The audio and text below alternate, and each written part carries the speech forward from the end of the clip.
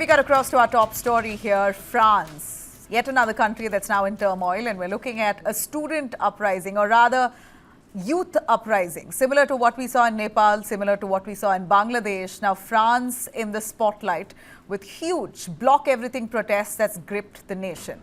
France in turmoil, thousands have poured onto the streets under the banner Block Everything, a movement that began online but has now gripped the entire country. From Paris to Rennes and Nantes, highways have been fully blocked, buses set on fire, train services disrupted, police seen in riot gear, firing tear gas shells and water cannons to disperse the crowds, but in vain. Over 200 have been arrested. Nearly 80,000 people who've been protesting, largely the youth, have been pushed away by security forces. In fact, we hear that 80,000 security forces have also been deployed, 6,000 in Paris alone. This fury comes just days after Prime Minister François Bayrou was ousted in a no-confidence vote. In fact, a confidence vote that was carried out in the parliament. He lost out, and quickly Macron moved him out and appointed another prime minister. President Macron replaced him with his ally, Sébastien Lecornu, his fifth prime minister in less than 2 years. But instead of easing tensions, this has only made it worse. The anger has deepened. Protesters are a full mix, as we see on the streets there.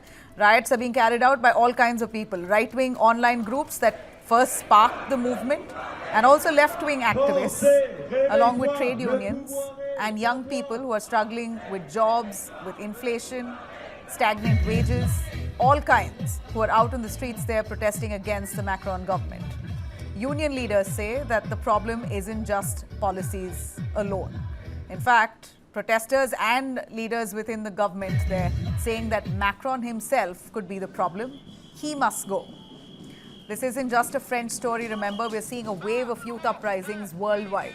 First, Bangladesh, then Nepal, where students led the charge against corruption. Sri Lanka, we're looking at 2022, what happened in Sri Lanka, similar youth uprising there against corruption, against inflation and whatnot. Bangladesh in 2024, where we saw their regime topple. Sheikh Hasina is still in India. As we see, Nepal in the last week has ousted their government. KB Sharma Oli has fled. We believe he's in Dubai. And now we're looking at France, where a similar uprising from the youth, again on similar issues, be it low wages, massive wealth gap, and job insecurity. The issues are endless, and people are frustrated, accusing Macron of trying to hold on to power despite huge discontent. The youth there believe that Macron is a problem and they want a change, a replacement. They're frustrated and they're mobilizing crowds through social media platforms against the ruling elites, who are clearly seen very disconnected from everyday struggles. So France now up in protest. Many questions being asked as to why we're looking at a pattern across different countries, including France, where the youth is coming out and stepping up attack against their government. Well, clearly we're looking at the youth here feeling unheard. They're crushed by the economic strain. They're led down by leaders who they believe are elite and rich and are not really passing on or passing down that wealth to the common man. So clearly the youth now taking issues onto their own hands. Now, the question is, will this movement in France really burn out, or will it simmer? Will this be Macron's own Yellow Vest style crisis? To give us a little more on what that is, we have Ambassador Deepak Vora, former Indian diplomat. He has served in France. We also have Professor Swaran Singh, Center for International Studies, joining us. We have Patrikrit Pine, who's a geopolitics and foreign affairs expert. Thank you, all of you. Appreciate it. Let me start with Deepak Vora. Your take, Ambassador Deepak, on France erupting in protests and of course, the very valuable and sought-after tourist destination is now flooded by protesters on the streets. And I know tourism has been immensely hit. France itself is struggling its internal crisis with the Prime Minister had to be let go. You have a new Prime Minister, a fifth one in barely 2 years. Macron still holding on to whatever is left. The limited question here is we're looking at the youth uprising similar to what we saw in Bangladesh, Nepal, Sri Lanka, now in France. What's the pattern you see here? Thank you very much, ma'am. Always a pleasure to be on your amazing channel. You have two outstanding experts. I'll be learning from them. Paris was my first posting. I studied at the Sorbonne, the University of the Sorbonne, and we used to protest in spring. March, April was when protests began traditionally, where the weather became milder. There was no WhatsApp, there was no social media in 1976, 77. So we'd send notes to each other saying, all right, come down, let's have a glass of beer. And then we go out and protest. Protest against what? That doesn't matter. We'll protest. That was the mood in France in the mid 1970s. Now Paris has become the riot capital of Europe. You asked me about Mr. Macaroni, I refer to him as Macaroni. What is the situation in France today, ma'am? And I'll tell you what it is. Something very interesting. Struggling with high debt, widening deficit, these challenges that have been compounded by 2 years of flat growth. Interestingly, there was talk, the French finance minister said, we might have to go to the International Monetary Fund for a loan. And what do you think the European Central Bank, that Christine Lagarde or Lagarde or whatever that woman's name is, what does she say? No, no, France can't go. We're a developed country. How can they go there? But they have to get their public finances under control. The arrogance still persists. Paisa nahi hai, taakat nahi hai, akkad nahi gayi hai. France's national debt is US dollars 3.8 trillion as per the figures I've seen, more than its GDP. It's probably 120% of its GDP. And you rightly said, prime ministers have come, prime ministers have gone, but Macron continues. Why are the young people angry? Jobs, number one. The government lies that unemployment is 20%. It's closer to 50%. Unemployment, underemployment. Second issue is immigration. Ma'am, I'm sorry if this hurts anyone's sentiments. The French want their country back. They've had it with Muslim immigrants from Algeria, from Morocco. You know, you can all be politically correct and say, oh, what wonderful people they are. They've contributed to the development of France. They've done nothing for the development of France. So they don't like this and they want their country back. And I'm particularly talking of the white, if I may use the term Anglo-Saxon French, the Gaulois. Say, we want France back. You guys have taken it over. I was in Nantes not too long ago. They stopped their cars on the street at the time of Azan and put their prayer mats on the road, ma'am. Block the streets and start praying. The French don't like this. It's la laïté. The concept there is of simplicity, of equality, of secularism. So first is the unemployment rate. Second is immigration. Third is the national debt, rising prices. And finally, ma'am, I'll tell you, electricity is going to begin. You know, the French government is the biggest employer. So EDG, Électricité de France and Gaz de France, those are the companies that provide electricity. The Malians have kicked out the French. France has 80% of its electricity from nuclear reactors. They don't have a drop of uranium. So they were getting it from Mali, which they treated as a colony. Malians have thrown them out. It's going to become very expensive. They'll have to buy it from there. So I believe that the era of demacronization has begun. It's time for this fellow to go. He is detested in France, my friends tell me that. But he's going to try and hang on. He'll sacrifice several prime ministers. He still thinks that he'll stay on till 2027. For God's sake, sir, it's time for you to go. Take a cue from that holy fellow in Nepal and that other character, whatever Makshe fellow in Sri Lanka. He did not bow out gracefully, right? Oli had to finally go after the nation was burned down. Does Macron want that? Does Macron want that? Does he want to be forced out? They are not. This is not going to subside. Ma'am, I know that. How powerful is the police in France, sir? Well, very brutal. Extremely brutal. If we could have those images there. Yeah. Well, there you are. Where did the First World War begin? In Europe? Second World War began in Europe. Europe is basically a very violent continent. You may talk all the nice things you want if you want a visa to go one of those countries. Really, there's a lot of violence in that continent. And remember, when this Macaroni fellow, he's the one who's been threatening to send troops to Ukraine. And what did Putin tell him? Do you remember a character called Napoleon Bonaparte? He came with a grand army of 600,000. Great figure. 600,000 attacked the then Russian Empire. 60,000 came back. He says, do you remember Napoleon? So he's been screaming the most because, ma'am, let me complete and then the other experts will take over. Let me complete it. What is France doing in the UN Security Council?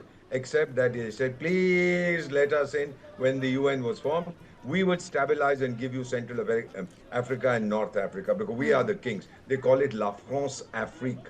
That means African France. This kind of arrogance has persisted. It's now going. France has no business playing any role. Certainly, he's been saying we'll send troops, boots on the ground, and that British Okay, so Starbucks fellow. basically France feels that it has a great military, they're strong and they're capable, but they aren't able to control dissent within their country because That's if they do so, and if they do precisely so what with I'm saying. force, yeah. If they send their troops into Ukraine, the Russians will beat the daylights out of them. Take it from me, ma'am. It's not going to happen. France, Okay, Germany, let's and first Britain. let them first sort their internal turmoil, no? Thank you very much. Right. You've hit the nail on the head. Right. So, Absolutely.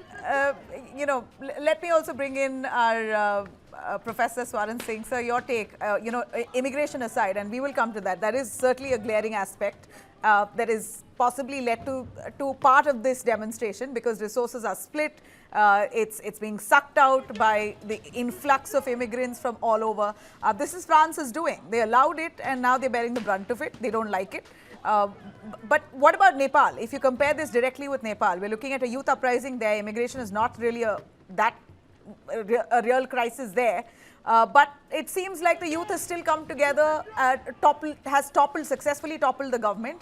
And drawing inspiration, we're looking at France now, ongoing protests, but it seems like they're emboldened with agitation like this happening in countries like Nepal. I'm sure protesters in France feel a lot more emboldened. Block everything protests, all mix, right wing, left wing, all mobilized through social media platforms. Let me first underline some of the similarities that appear in these widespread nationwide protests both in Nepal and in France. The first significant difference to note is de-ideologization. Ideologies are not the only anchor.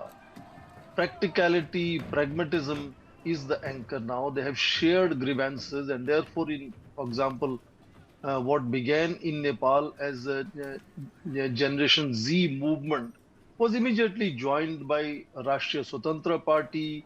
Mayor of Kathmandu backed them. So many other people also started backing them immediately. They didn't take any time. Similarly, in France, what is supposed to be block everything movement, which is believed to be basically a right-wing movement of students, teachers, and workers, today has everybody on board. And that, I think, is important to underline. Second thing important to underline is these are both cases of political instability and economic deceleration. Both of them are similar. France's debt has crossed 110% of GDP. Last 5 years, the deceleration is strong. And that is partly, as you mentioned, the prime ministers keep changing. They had snap elections. Even snap elections did not give anybody clear majority. I mean, we still have major divisions. For example, the largest group of parties is called the Popular Front, has just 182 seats out of 577. Next largest is Ensemble with 168. So there is no clear mandate as to who should rule. Same is true in case of Nepal also. Largest party has about 88 seats in Nepal. And in that sense, that political instability also pushes these various political parties away from ideology into what we call marriage of convenience. So they invariably wish to stay on and not go back to elections again and again and want to somehow manage some kind of equations and coordinations, which fundamentally means the long-term projects cannot be either conceived or operationalized in that sense. And that creates a gradual progression of popular simmering grievances. Now add this social media connection of real-time explosive speed of information disseminating or disinformation disseminating, which explodes and states one after another.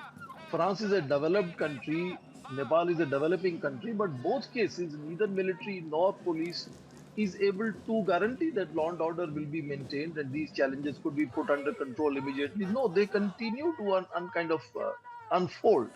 Now, let me also address this question of whether Macron is going to go very quickly in 30 seconds. I think there is no direct threat as far as term of President Emmanuel Macron is concerned. The 1958 If this is Constitution, not, then Article what 6. is? We are Article looking at 6 banners gives him a asking for guaranteed Macron to go with current. his name on it. In front of the Prime Minister's house, we just I know. showed some visuals of people protesting Makes no outside his home. give. Let me just add in 10-15 seconds. It would require both Senate and the National Assembly to sit together with a two-thirds vote. Imagine 577 members of National Assembly, 348 members of the Senate will have to come together. There is no unity anywhere. I can't imagine all of them sitting together with two-third majority and asking for impeachment, and then Macron will have to go. What we will see is the constant shuffling of prime ministers, and if push comes to shove, another snap elections, which would further push both to the unrest, dissatisfaction, and deceleration. So there is no quick solutions. The changes, the transformative force of social media today is very, very unlike anything earlier. So national leaders are often seen not in grip or not in know of what is happening on the ground. So it is either ignorance or arrogance of politicians that is creating this situation, replicating in Sri Lanka, in Bangladesh, in Nepal, in France, everywhere. There is an unusual problem the political elite is facing, and I think they need to think seriously about it. You know, from what I understand here, there should be a limit and a timeline possibly to a government being in power. You know, that anti-incumbency, in a way, this is a classic example of what happens when people are frustrated with the current regime, when they're in power for a little too long. How long has Macron been in power, sir? If you can fill me in on that. Ambassador Vora, 7-year term. Okay, so he's been there. He's been on for 7 years. 7 years is One not all term that. for the French president is 7 years. Oh, one term for the French president is 7 years, and Macron's government has been in power for. That professor will tell you. He'll calculate better than I can. Till 28, he's going to be president till 28. Okay, he's going to be president till 28. We'll get that fact checked on the years that he's already spent. Patikrit, would you want to jump in on that? The French president looking at a revolt, but not big enough to push him out of power. That's what Professor says. But from what I see here, we're looking at an uprising of another kind. What we see in Nepal, we showed you comparison visuals of Nepal and France. It's happening currently as I speak. Both countries, we're seeing mobilization that's happened on social media, largely the youth driving the protest, leaderless, without an actual leader. It's just, you know, all sorts of issues, you know, clubbed together, coming out in protest against the government. We just don't want the government at all. Not even a correction in policies.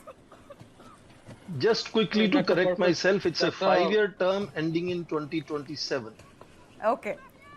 All right. No, I wanted to know, and my viewers to know, on how long has he been in power? Since 2017. Since 2017. So that's not really too long. All right. Well, it is. France wants change. It's 9 years. 8 years. Yeah. Patikrit? So I think there's a fundamental difference between what happened in Nepal and France. First and foremost, in Nepal, they're fighting against corruption, and then they end up looting the shops. So there's a lot of, I think most people who are actually doing it are literally clueless actually why they're doing it. You know, we can keep on legitimizing what is happening, but it's not the right way out. In case of France, let me put it this way, what is happening in France is going to happen in many of the Western European countries. The crux of the matter is this: when the COVID situation came, if you look at a country like India, its focus has been on economic restructuring, development, resilience of the economy, and many other steps taken by government of India, which did not got appreciated by many in the country, but IMF called it a bright spot in a dark horizon. Now, what was the focus and the priority for a country like France? For a country like France from 2022 onwards, a post-COVID situation was a war in Ukraine. They were very busy to find out how to continue it. So today you have countries like France and many others of Western Europe. They have completely outsourced manufacturing to China, security to United States, and energy security to Russia. And then they go and destroy the Nord Stream pipeline. Energy price goes up. There is massive problem with government finances.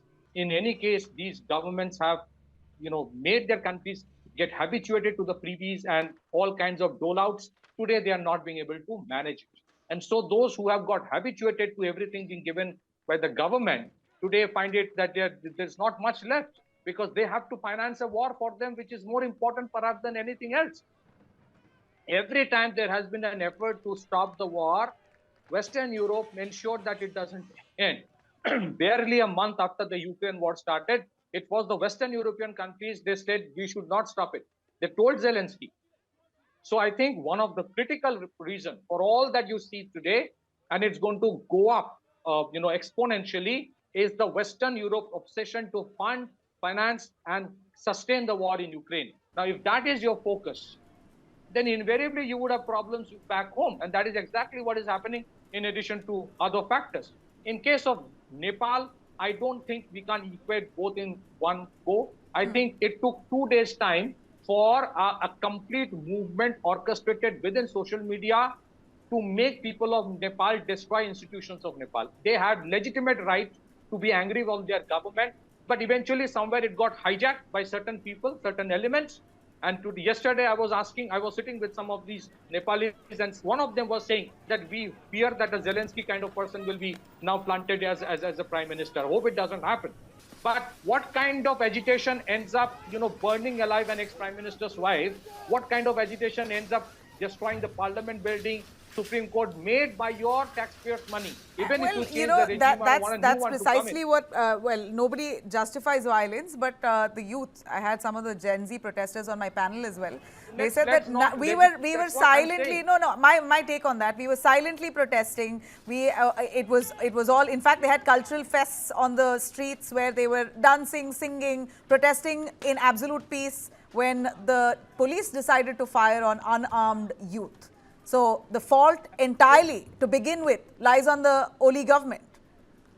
It is equally on the Oli government. I'm not here advocating for the Oli government. But we see a cut, copy, paste of something which happened in Bangladesh happening here. I don't know who advised the Oli government to allow police to fire, or whether it was a plant inside by somebody who decided on his own, let's do it. Even the banning of social media all at one go, I was told by a person in Nepal who said, had the government banned only one or two instead of all at one go, this would not have happened. So I think if you look at... it's very easy to fob it off. It's very easy to fob it off saying that vested interests are hijacking the protests. Basically, failure of the government, failure in governance, failure in decision making. It has been hijacked. Do you think 500,000 coming and destroying the Supreme Court is a justified thing? Hijacked Tomorrow, by who? Some people are saying who do you it should believe it was happen here hijacked also. by? The moment we start legitimizing it, some people will be encouraged to do it in India. Absolutely not. I think people who are watching us are wise enough to understand that nobody is propagating violence here. But my question here is, who do you think has interfered or hijacked this protest? Well, exactly those who are behind the Bangladesh thing. In Bangladesh, it was presumed that it's a great all right, thing. When I hear it from an expert, I all the more have a lot of questions, right, Pratikrit? Ambassador Deepak, do you believe there is this sinister design and we're looking at a pattern? Because I see social media flooded with things like what Pratikrit is saying, that this can't be coincidental. All countries having similar... Sure. These are conspiracy theories that really don't hold water. It was a spontaneous upsurge. It was non-violent in the beginning, but when the government decided to respond with force, it turned violent. Maybe extremists got in and they are professional agitators, but now the young people in Nepal, ma'am, I've lived there, I've been there, I understand that country backwards. May I also tell you that on day one of the protest, one of my closest friends, a former Nepali ambassador, we served together somewhere, now lives in Europe, sent me a message which shattered my morning. And he said to me, Ambassador Deepak, your nephew was shot this morning, his son. It broke my heart. And I'm a father. I know what it means. Now, their parents are also taken to the streets, those who are aggrieved. So the movement is spreading from just being Gen Z, your age, to include some who are my age. I'm Gen A, ancient, 74. Many of them are also joining the protest. It's not going to subside, ma'am. A change of regime, people say, let's have a government of national unity. It doesn't work. I've seen it in several countries. We'll have an interim government. We'll have a government of professionals. वो चलता नहीं है. They'll have to go in for elections, and they will. I don't know what government they'll form. But the future of Nepal lies in a fresh look. The two most hated words in Nepal today are Krishna Prasad Sharma Oli and China. China has got a solid slap on its face. whatever it's been trying to do there. Whatever we may say, my expert, oh, China aa gaya, Nepal ko kha gaya, Nepal ko hajam kar gaya. All that is, thank you very much. Dil ko behlane ke liye ye khayal acha hai, Ghalib. The reality is China is out. The Nepalese want their future back. Young people of your age, beta, you want your future Sir, back I'm in Nepal. millennial. But thanks for calling me Ma'am? Gen Z. Well, of course you are young. Thousands are leaving every month, going off to the Gulf, coming to Europe, trying to build their future. This is the struggle in Nepal against a regime that is corrupt, against a regime that has no friend. What is the average age of the government of Koli Molim Poli? 75 or 85 or 95? They have no new ideas. You need these young kids to come in. Ma'am, I personally fully support what they are doing. Whether it will have an impact on India or not, that is inconsequential. And that's precisely the pattern we're seeing all over. A sinister design could be a conspiracy theory, could very well be true. But from what I see and from what I hear, that the youth is frustrated. Social media is bringing them the fact. It's opening up, a lot of facts to them, which they otherwise wouldn't have cared to turn on, switch on the television and watch. Now you have everything in their hands, and mobile phones give them all kinds of information. You have people free to talk, even if in the media they have a gag or they fear to speak against the government. You have social media influencers speaking the truth and on many levels spicing it up. And that's basically what's instigating the youth today to come out and protest in this fashion. And that's the pattern we see in most of these countries, right, Ambassador Vora? A final word from Professor. Sir, your take on this. I think clearly one goes back to the Arab Spring movement, when this whole trend of people coming to the street, blocking streets, sit-ins, and now, of course, increasingly the situations of more destructive mode of protest. I would also not rule out that, yes, I agree with Ambassador Bora. Several other people also from civil society, as I said earlier, join these protests. But yes, they do also create space for the criminals.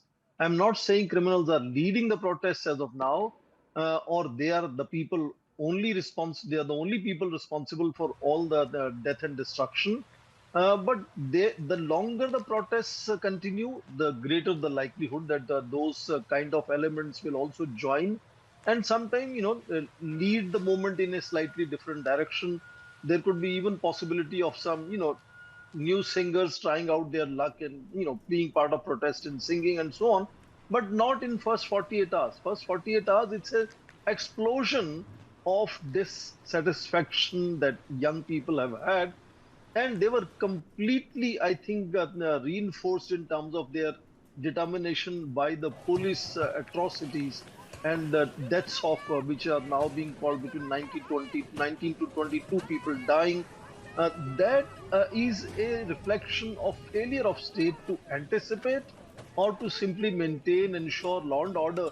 When you're taking a decision of banning 26 social media platforms at one go, there has to be some preparedness as to how people will respond to that. Particularly when we know that there's a whole grievances and disaffection growing for last 2 years. Yeah, so social media I see is a double-edged sword. You let it free and you have this, and you don't allow it, and then you have what's happening in Nepal. So it's very interesting. Ambassador Vora, you had a final word to say? I just wanted to say that Ukraine is also an issue. Most friends say, what on earth is this character wanting to send our troops to Ukraine? Ukraine is not NATO, Ukraine is not EU. Get the hell out of Ukraine, first solve your internal, exactly what you're saying. Solve your internal issues, then go beat up the Russians. It's not going to happen, ma'am. I've seen this in the course of my career. The youth tsunami can never be stopped. It can only be contained. Yeah. Patikrit, I'll end with you. As you see it as a sinister design, your take on whether France will sustain this, because we believe that France has so far at least thought it's a short-lived movement, but it seems to be growing in strength, and it could really signal a generational revolt. Look, in case of France, this was going to happen, and I said it's going to happen in many Western European countries. Mohammad Yunus, when he went to United States late last year, he said that what happened in Bangladesh had been planned for a long time. It didn't happen in 2 days. So where did that USAID $700 million go that has been given here? There's a website, Absolutely, they have right to be angry on their government. I have no qualms on that. The governments have been corrupt in Nepal. But I think the other way around should have been to have a political movement, defeat them in election, have something of your own. The process that has been started, it can tomorrow be replicated by somebody else in Nepal. This is a vicious cycle when you legitimize violence. That, to my mind, is something which is not good. That's all I wanted to We're say. clear on that, that nobody is legitimizing violence, but it's the youth who believe that this is the only answer to get what they want. Well, I really appreciate Pratikriya.